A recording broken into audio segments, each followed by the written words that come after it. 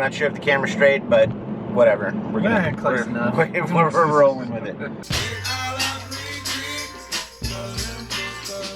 Hello, everybody, and welcome back to Toy Talkin. Haven't done one of these in a minute. It's been a while. Yeah, I know, it has been a while. We're actually on our way to a toy swap. There's a bi-monthly toy swap is it Powder Springs, Georgia, or is it in Hiram, Georgia? It's kind of a little bit of both because it's like right on that line. Because I feel like every time I talk about the toy swap, I either say Hiram, Georgia, or Powder Springs. And I think officially, like, the address is Powder Springs, but it's close to the Hiram area. Okay. Fair enough. I just know how to get there. I don't know.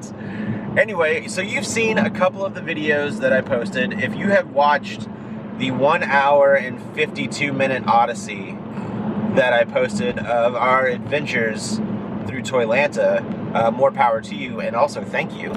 You all right there? Yeah. All right. Man, the pollen up here is awful. Yeah. I had to bust out the Flonase the other day. Oh, it was the highest yesterday. Oh, God, it was terrible. I'm glad it rained today because it's... Put that down. Yeah, it took all the pollen out of the air. North Georgia pollen is no joke, my friends. I can't even begin to describe. You just have to experience it. Anyway, but I digress.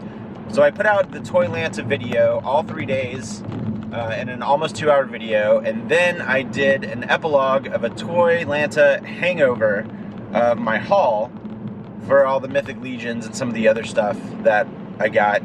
But as Richard and I are driving to this toy swap, we thought, hey, why don't we do like some closing final thoughts? Because I actually meant to get Richard and Jeremy in at the end of the other video, but by the time we left and we went to grab dinner, we were all full and we all forgot and we were exhausted. So now that we're here, Richard, what are your final thoughts on Toylanta, just as an event as a whole? How did you enjoy it? I mean, even just as an event as a whole, it's probably the best con I've been to in a while, to be honest. Like, and that's very high praise. I will say that just because I've been going to Dragon Con forever now. Mm-hmm. But I thoroughly enjoyed it. I think, you know, having Mythic Legions there was definitely a big bonus. But as far as like getting to see all the people that we normally don't see or don't get to have an opportunity to spend some time with and talk was also a big deal. Mm-hmm. And again, for those people who stopped and talked to us and gave us their time, we're very appreciative of that. Absolutely. I mean, that's really, like, I can truly say, you know, most of the time we say the toy community is like an offhand comment. Mm-hmm. And not really like having a true meaning to it, but like last weekend was definitely like a true meaning to me, at least, of like a toy community. Everybody was friendly with each other, everybody was talking, like it was like a social gathering. Like, it wasn't even just a toy convention. The toys were the caveat. Like, that was kind of like, ooh, that's cool.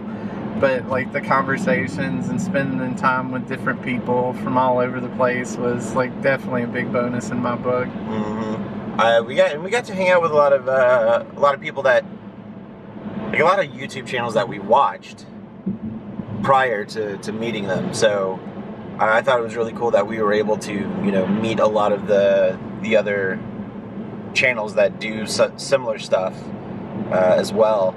But also just being able to put the camera away and just hanging out.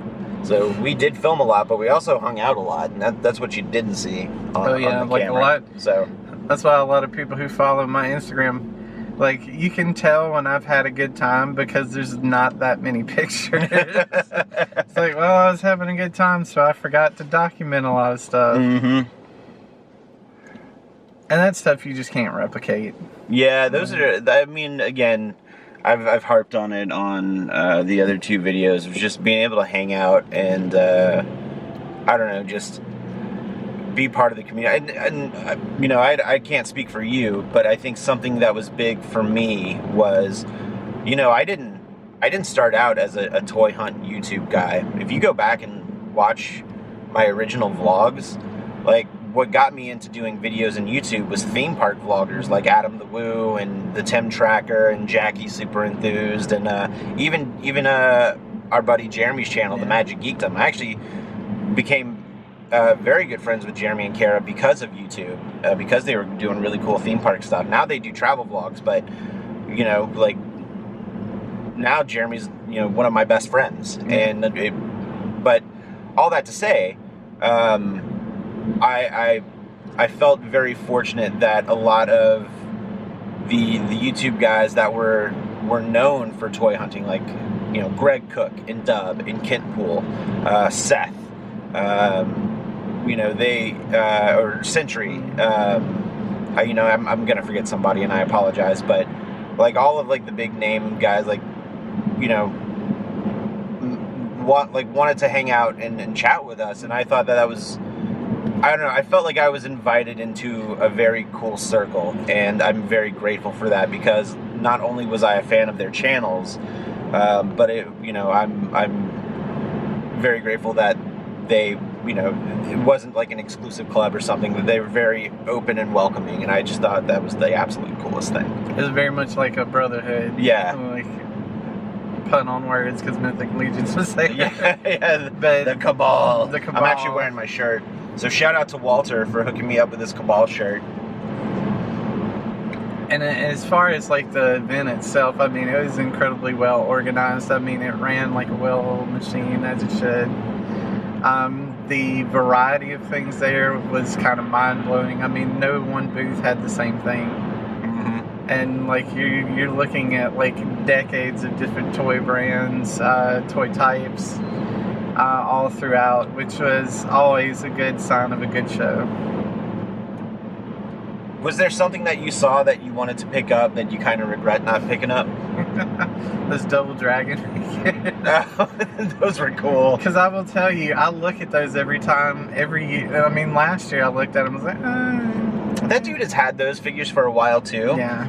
And they're not you know, expensively priced or anything like that. No, not at all. I mean, they're like right on like secondhand market value. Like he's got them like right on the line. I don't know. Just something I was like, I felt like I had enough. Mm-hmm. So, and I guess it always feels like that once I get down to seeing those again. It's like, I got enough right now. Yeah. I think also we go with the mindset of what we're looking for, which sometimes can work for us and against us, because it keeps us on target, but also we kind of have blinders onto the stuff that we don't know that we want, and then we realize retrospectively, oh, that would have been cool to pick up. Like, was it like the last couple of years the same vendor had those Cadillacs and dinosaur figures that you were thinking about picking up? Even the Cadillac itself, which is kind of rare to see. Mm-hmm. Well, I mean that you're exactly right on that, because last year I planned a toy excursion to Ohio to pick up specific things, and because I was so specific in like what I was looking for, I mean I flew over a lot of great things that I could have picked up. Like, I spent more on buying stuff for my wife's collection than I did mine. I think I bought like 1 or 2 figures, and my wife, it was a whole nother story. But I mean, that's very true. Like, going into these shows with blinders, it can help your wallet, but it can also sometimes pass up some good opportunities. The thing that I do kind of regret not picking up, and once again, it was, listen, 4 Horsemen were the stars of the show. Yeah. I wanted to get that Centaur figure, and I passed on it because I had already dropped like $350, which is on the low end of, I'm sure, what a lot of people were spending that weekend. But I was very focused on Mythic Legions, and I wanted to get it, and I didn't, and I kind of regret it. The only other thing that I saw that I really wanted, that I decided not to get, was that black and green Psykill on the card. Yeah. The dude wanted $120 for it, which, in fairness, is not a bad price. No. And I did have that one growing up as a child. But I feel like if I'm going to drop a $120 on a Cykill, then I'm going to want the original one. So, but I do kind of regret not getting that one. So, yeah, I feel like that's really it. There was nothing that I was like, oh, I want to go back and get this, aside from that Centaur. Which, you know, I've got some friends who have for other friends who trade and deal with Mythic Legion, so I'm sure I can get one for as close to the Four Horsemen price as I can. You know, I'm very fortunate that I know people who are able to get these on the as close to cost as they can, so I can get one. It's not the end of the world. I actually even haven't had time to open the stuff that I get. What did you get? So I did a haul video. What did you get? So I winded up getting a Thyr's horse. Okay. And the half giant and the builder pack for him. And that's pretty much, and then a PlayStation 5, but that wasn't at the con. That just happened to be an extra thing that was on sale at the time. So I was like, oh, okay. But really those were like the three main things. And then I picked up the Solar Suit Mayfex Superman, which again, thanks to David for cutting me a deal on that. Very much appreciated, man. Yeah, David, good dude. A lot of solid stuff at his booth too. I mean, he had tons of great stuff. Like, that's the one thing I made sure to like throw out there during the con, like to go and see, because especially a lot of like modern stuff that you're looking for. Mezco, Mayfex, he had a lot of good stuff.